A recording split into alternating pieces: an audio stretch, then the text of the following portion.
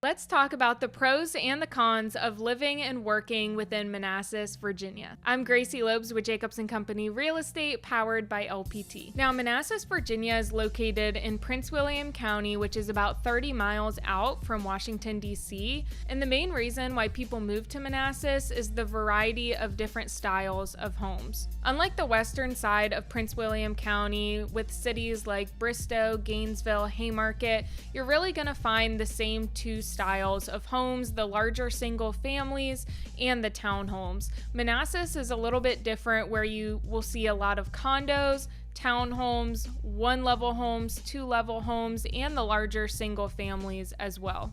So a buyer who's looking to purchase within the city has a lot more options. So the median home price in Manassas is $565,000, and we do have a median household income here of about $115,000.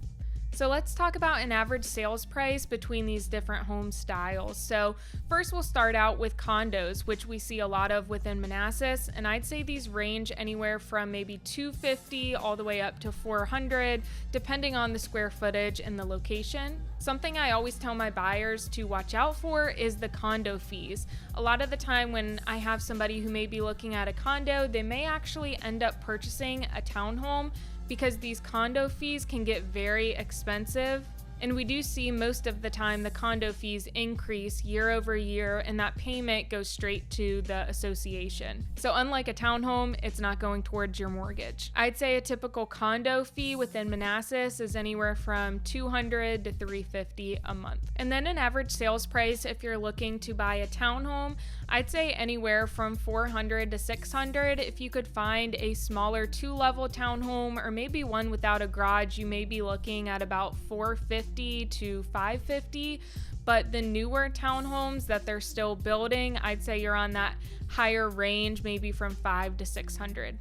And then single families, it depends exactly what you're looking for. So we have neighborhoods right off Sudley where you could find a one-level, maybe a two-level home, and I see those really ranging from maybe $450 to $500. We also have smaller single families that you could find right off 234. You may be looking $550 to $650, but we really have that huge range where within Manassas you could find a large single family home, maybe 4,000 square feet for $800,000, or you could find a smaller single family home that's $450. And because Manassas is so large, there's actually 3 different zip codes just within the city. So that is comprised of 20109, 20111, and 20112. And some people often get confused because there also is a city of Manassas, which is completely different than Manassas. They actually have their own police and fire department and their own schools as well. So let's get into some neighborhoods that you may want to consider. So if you're looking for maybe a 1 to 2 level home, I would definitely say to check out the neighborhood of Wellington. Now, they started building this community in 1989, and their recent new constructions go back to 2016, so we're still seeing them expand this community. And within certain sections of these neighborhoods, you may have no HOA, or I've seen maybe on the highest about $105 a month. And I'd say the typical price per square foot within this area is about $220. So if you're looking at a home that's about 2,000 square feet, it's probably going to be between $500 to $550. And if you are looking for one of those neighborhoods that is within an HOA community and maybe easier for commuting, a neighborhood I would check out would be Independence. In this community, you'll find townhomes and single family homes. You're right off 234 in Wellington, with easy access to 66, 28, and 29 as well. I'd say an average price point within this community for townhomes, I'd say maybe $450 to $550, and then for single families, I'd say $650 to $750. And for past clients I've had who have wanted to be within that Bristow, Gainesville, Haymarket area, Independence is often a little hidden gem neighborhood because it backs right up to Bristow. So most of your shopping and dining can be within that Gainesville area. And then we have the homes that are right off Prince William Parkway, known as 234. And this is where you'll find homes that are situated on larger lots, wooded lots, no HOA.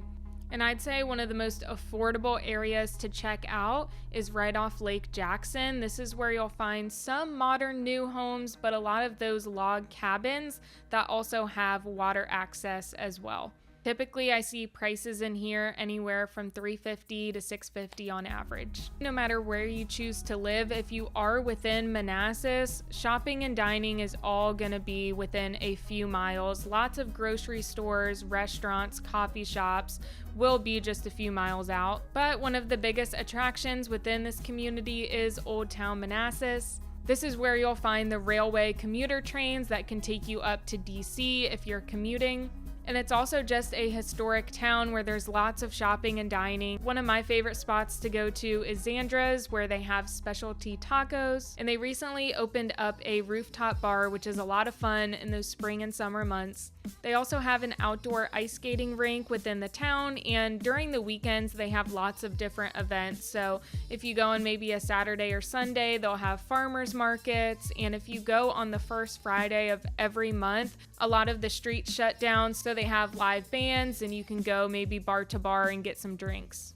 And something else that I find pretty interesting about Manassas is we do have Manassas battlefield. So 2 Civil War battles were taking place on this land and they have kept it protected.